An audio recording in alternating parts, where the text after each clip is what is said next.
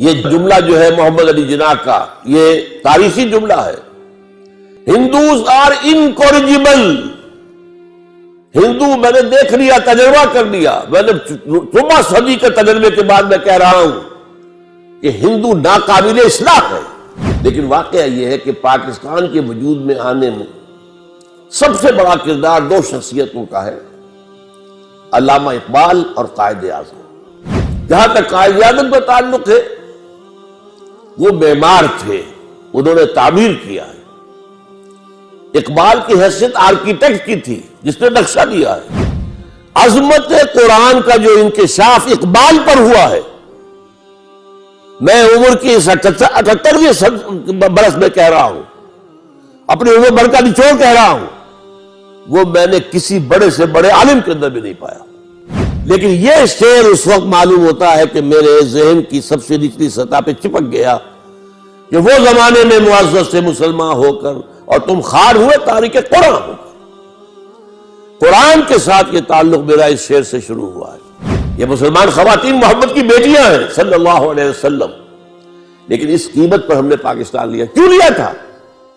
اسلام کے لیے لیا تھا، اور ہم مجرم ہیں اللہ کے۔ اور یہ جان لیجئے، اللہ جہاں رحیم ہے، غفور ہے، ستار ہے، غفار ہے، شدید الانتقام بھی ہے، شدید العقاب بھی ہے، سزا بھی بہت سخت دیتا ہے، اور بڑی بڑی سزائیں ہمیں دی گئی ہیں۔ کیا ہسپانیہ میں اسلام ختم نہیں ہوا، جہاں 800 برس حکومت کی تھی؟ ایک بچہ باقی نہیں رہا۔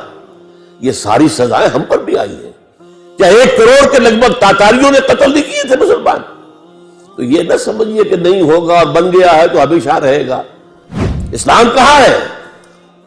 وہ اسلام کا نظام عدل اجتماعی کہاں ہے؟ وہ اسلام کا نظام کفالت عامہ کہاں ہے؟ وہ سود اور جوئے سے پاک معیشت کہاں ہے؟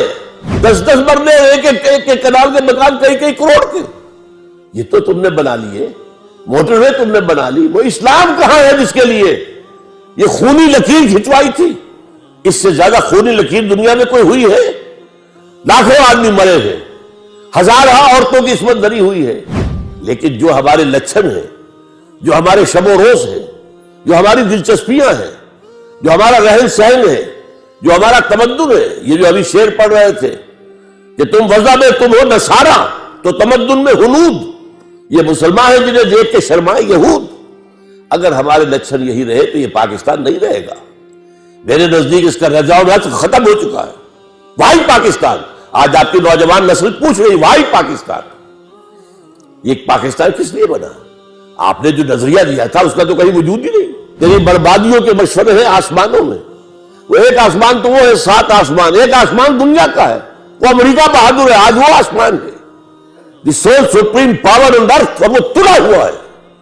کم سے کم تو آپ کے جو ایٹمی ہتھیار ہیں ان کو ختم کرے گا۔ اب تو کھل کر باتیں آنی شروع ہو گئی ہیں، اور یہ کہ اس کے بعد آپ کو بھارت کے رحم و کرم پر چھوڑ دے گا، الا یہ کہ ہم اللہ کو دوبارہ راضی کر لیں، اللہ سے توبہ کریں، اللہ سے معافی چاہیں، حرام خوریاں چھوڑیں، بے پردگیاں چھوڑیں، سودی کاروبار چھوڑیں، ان تمام چیزوں کو چھوڑ کر اور پھر اللہ سے عہد کرے، اے اللہ تو ہمیں مہلت دے دے، کچھ اور دے دے۔ ہم مانتے ہیں ہم سے کوتاہی ہوئی ہے، ہم نے محل بنائے ہیں، یہ بات نہیں ہے۔ ہاں توبہ اگر کریں، جیسے حضرت یونس علیہ السلام کی قوم نے توبہ کی تھی، عذاب کے آثار شروع ہو چکے تھے، پوری قوم نے توبہ کی تو اللہ نے عذاب واپس اٹھا لیا۔